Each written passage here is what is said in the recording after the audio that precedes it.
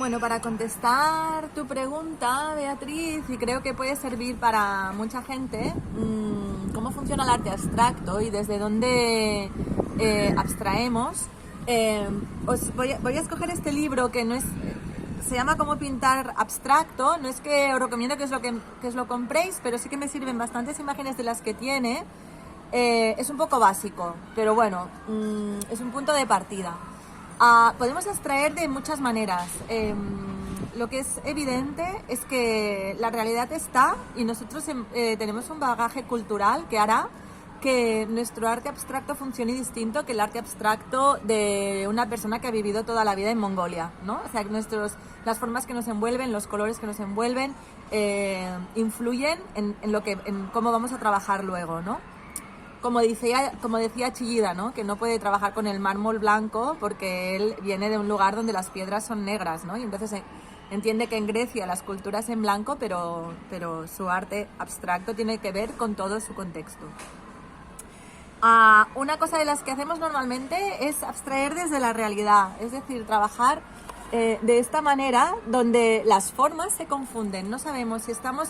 Es como que el ojo se soporta en algunas formas que nos resultan conocidas, pero no se acaban no acabamos de reconocer exactamente lo que es. Esto genera un lugar súper interesante porque aquello que no acabamos de reconocer lo completamos con nuestra imaginación. O sea que cuando os proponía pintar desde un referente real, una de las cosas que quería decir era que pintarais, si queréis abstrayendo, pero que pintaréis basándoos en algo que existe, que tiene color, que tiene luz y que tiene vibración, ¿no? Puede ser un paisaje, puede ser un bodegón, puede ser nuestra cara, puede ser un autorretrato. Esto sería una manera de abstracción, ¿no? Hay otro tipo de maneras de abstracción. Hay una muy interesante que es a partir del accidente. Es decir, yo utilizo una técnica que no controlo, como el dripping de Pollock, o sea, pinceladas que me sacan de mi zona de confort.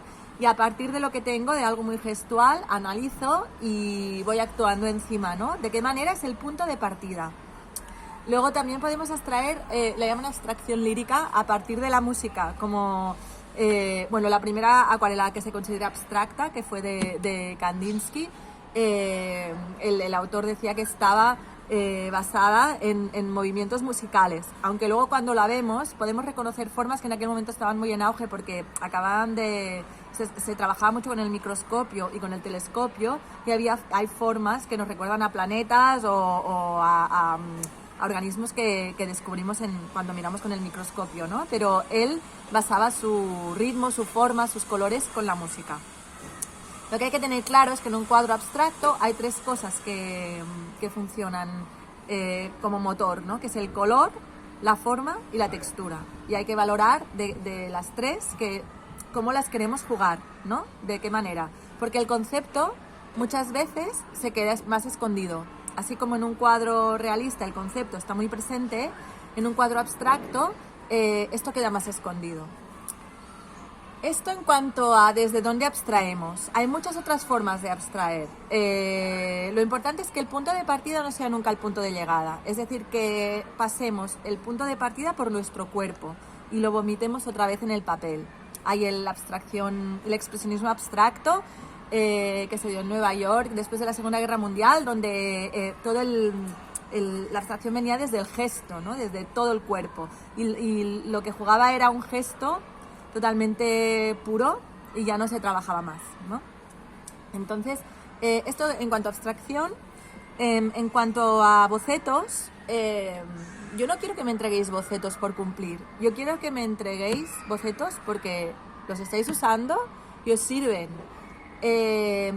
Para mí no tiene ningún sentido abrir 5 caminos distintos y luego escoger el que más os guste. Para mí lo que tiene sentido es que empecéis una investigación de hacia dónde queréis ir con vuestra pintura y cómo la queréis llevar.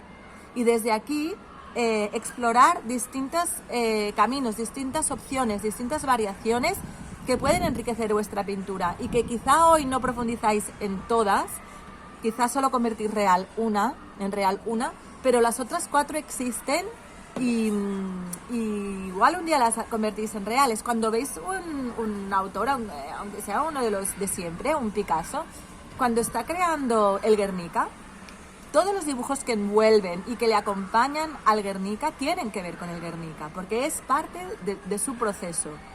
No es que yo hago la obra directamente, sino que voy investigando. Un boceto no es un ensayo general para luego hacer una obra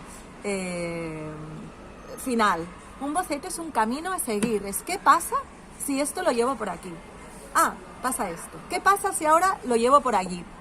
Pero no quiero que en el boceto se anticipe todo lo que va a pasar en la pintura. Nacerá muerta la pintura entonces. Quiero que en el boceto seáis más valientes para explorar cosas que quizá en la pintura general no haríais.